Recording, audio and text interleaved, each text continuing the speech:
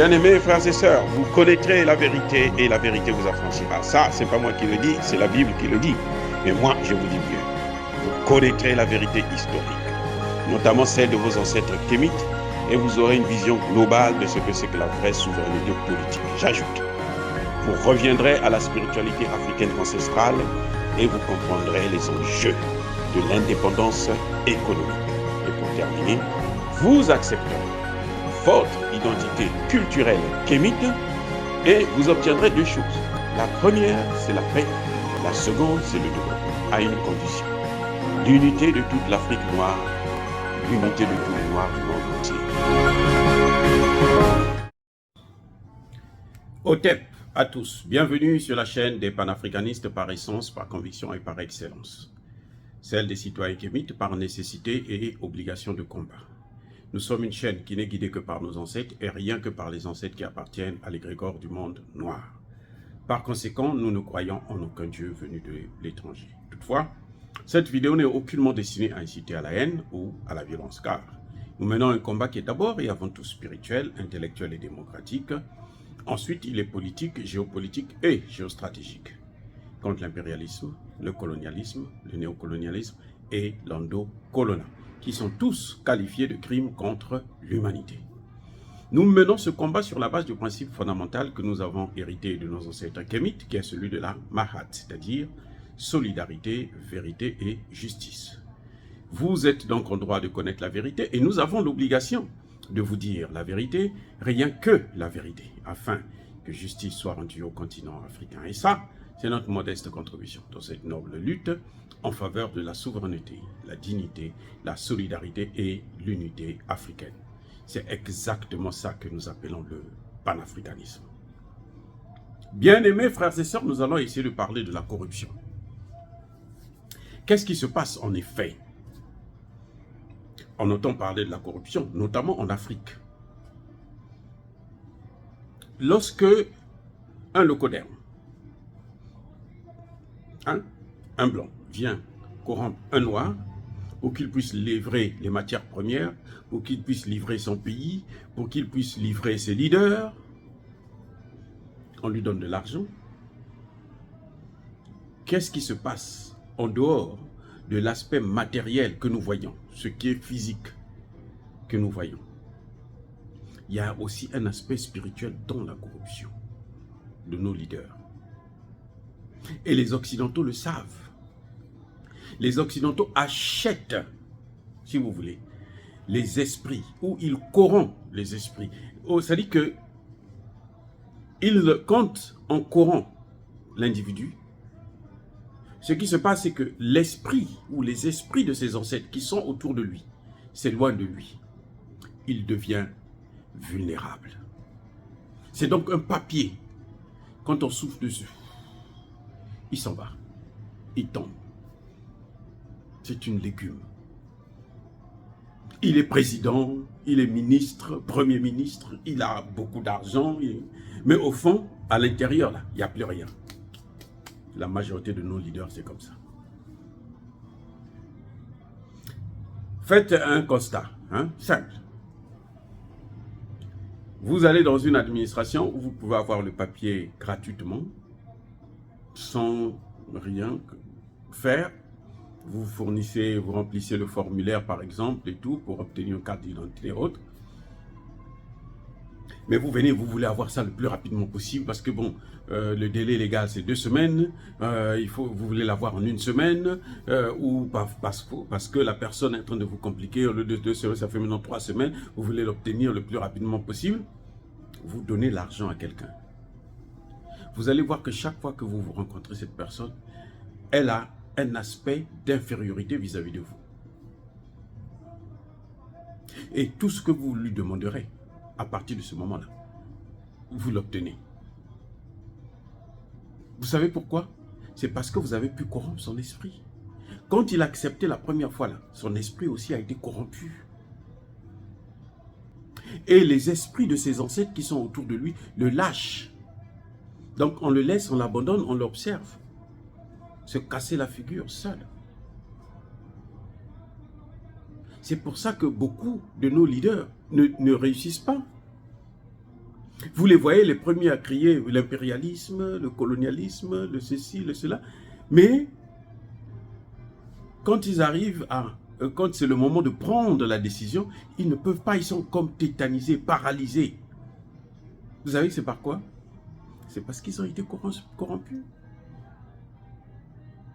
Parce que l'homme, il y a deux personnes, il y a l'homme en tant que l'homme physique et l'homme spirituel. Donc quand on atteint l'homme physique, forcément l'homme spirituel doit prendre un coup. Et l'homme spirituel ne travaille pas seul, l'homme spirituel travaille avec les esprits qui l'entourent de ses ancêtres, qui ne sont pas corrompus, qui ne peuvent pas être corrompus.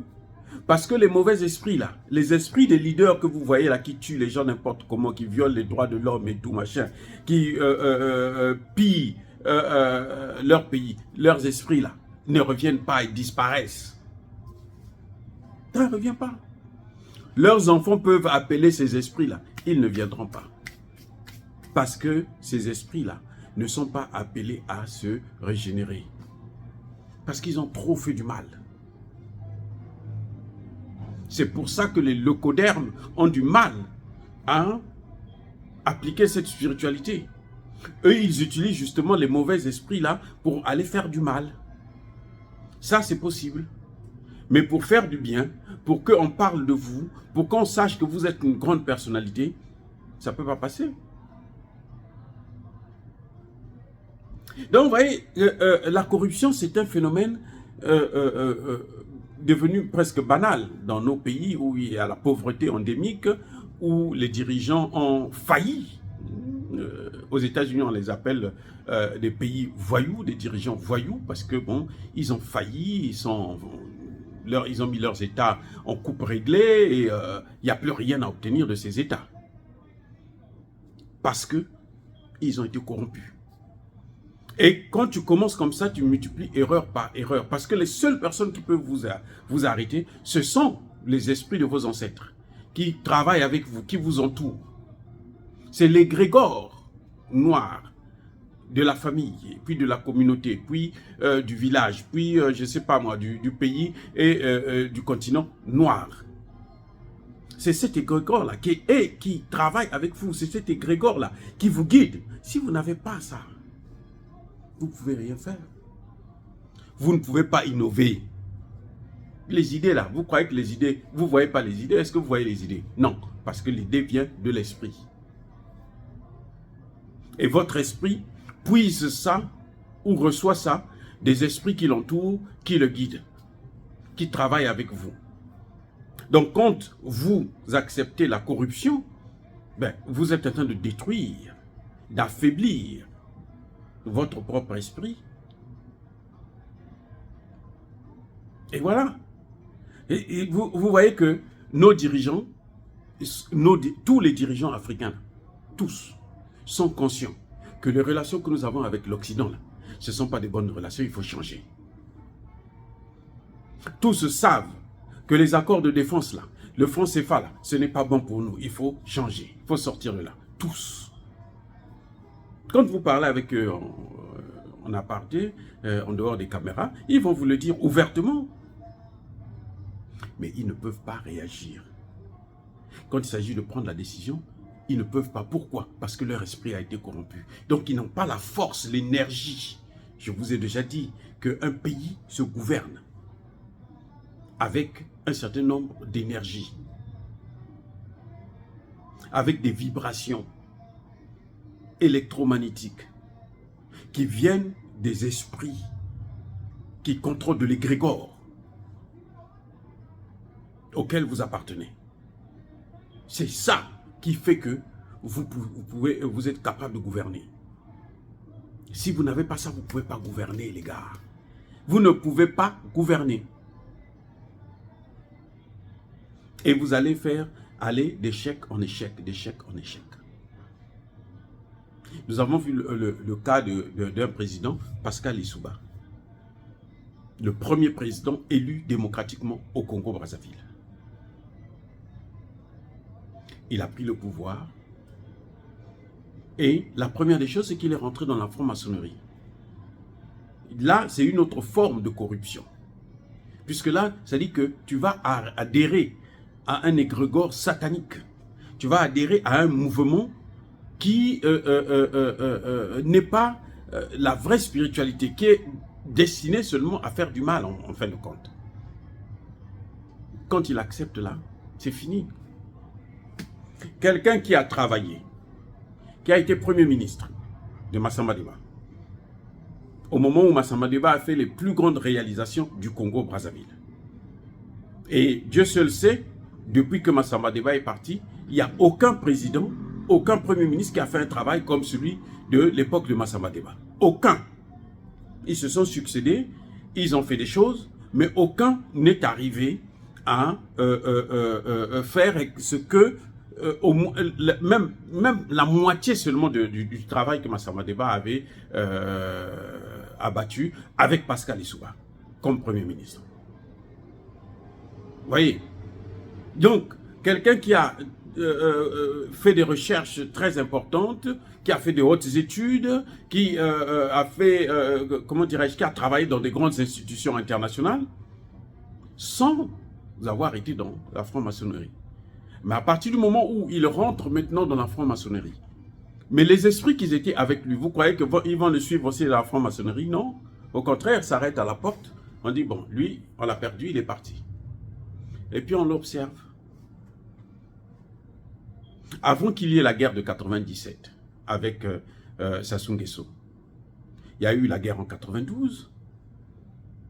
Juste quand il a pris le pouvoir, il y a eu la guerre. Il y a eu même une guerre civile entre les sudistes. Mais Pascal Lissouba a pu s'en sortir, il a pu convaincre ses adversaires, il a pu s'asseoir avec eux sur la même table et puis faire avancer le pays ensemble. Mais quand il est rentré dans la franc-maçonnerie, qu'est-ce qui s'est passé? Mais il a perdu toutes les forces, toute l'énergie qui était avec lui, qui le gardait, qui le protégeait. C'est ça l'aspect que les gens ne voient pas. Les gens voient seulement, bon, il a perdu le pouvoir, c'est tout. Mais non, il y a un aspect là qu'il n'a pas maîtrisé. Ah oui. Donc, et ça, ce sont des choses, si on ne paye pas soi-même, ben, ce sont vos enfants qui vont payer. C'est comme ça. Vos petits-enfants. Vous allez constater que la majorité des grands leaders, des grands hommes, hein, je ne dirais pas que c'était des leaders, mais les hommes qui ont commis beaucoup de crimes, comme Napoléon, Léopold II, machin, tout ça, ils n'ont pas de descendants qui ont un nom. Napoléon, d'ailleurs, il avait un enfant qui est mort à 21 ans, il n'a même pas laissé d'enfant, donc il n'a pas de traces, c'est fini. On l'a effacé même physiquement. Vous allez voir des gens comme les Hitler, ils n'ont pas de descendants. Le fils de De Gaulle, aujourd'hui le fils de De Gaulle, si vous le voyez, il apporte quoi à la France, à l'humanité? Il est là, seulement il porte le nom de Gaulle, mais il n'est rien du tout. À cause de quoi? À cause de ce que son père avait commis. Ce n'est pas lui-même qui a fait, mais c'est ce que son père avait fait. Qui fait que non. Oui, De Gaulle, vous allez me dire que De Gaulle c'est un héros en France, mais en Afrique, De Gaulle a commis trop de crimes. Il y a quelqu'un qui m'a dit que De Gaulle n'avait pas tué comment on appelle ça, les tirailleurs. Mais cette personne a besoin de repartir, lire ses cours d'histoire, notamment en ce qui concerne l'histoire de Charogne. Ce sont des tirailleurs qui sont revenus de la guerre, qui ont demandé leur pension, et De Gaulle a choisi de les massacrer. Il y avait plus de 1600. Eh oui, ce sont des tirailleurs. Bref, la corruption, quand on arrive à vous corrompre, quand vous acceptez l'argent de quelqu'un pour faire un service où vous n'avez pas besoin de l'argent pour rendre ce service-là, vous détruisez votre relation avec votre esprit, ou plutôt la relation de votre esprit avec les esprits de l'égrégore auquel vous appartenez. Voilà la conclusion. Dire cela, c'est inciter à la haine ou à la violence. Non, il n'y a pas colère. Encore une fois, bien-aimés frères et sœurs, soyez bénis, abondamment bénis. Je persiste et je signe par le Dieu des Kémites et par nos ancêtres angélisés. Mais que tous ceux qui persécutent le continent africain le pillent et le déstabilisent. Qu'ils soient noirs, blancs, chinois, arabes, indiens ou qui qu'ils soient maudits punis, foudroyés, neutralisés, effacés, écrasés par ce Dieu des Kémites et par nos ancêtres angélisés. Vive l'Afrique éternelle, j'ai dit et j'assume.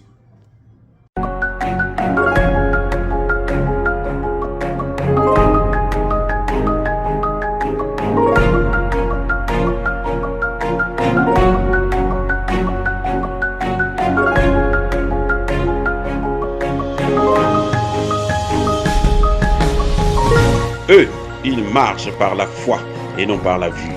Mais moi, je vous conseille vivement de marcher par la connaissance scientifique et historique, notamment celle de nos ancêtres kémites, par les 5 sens et par l'intelligence. Abou Abia.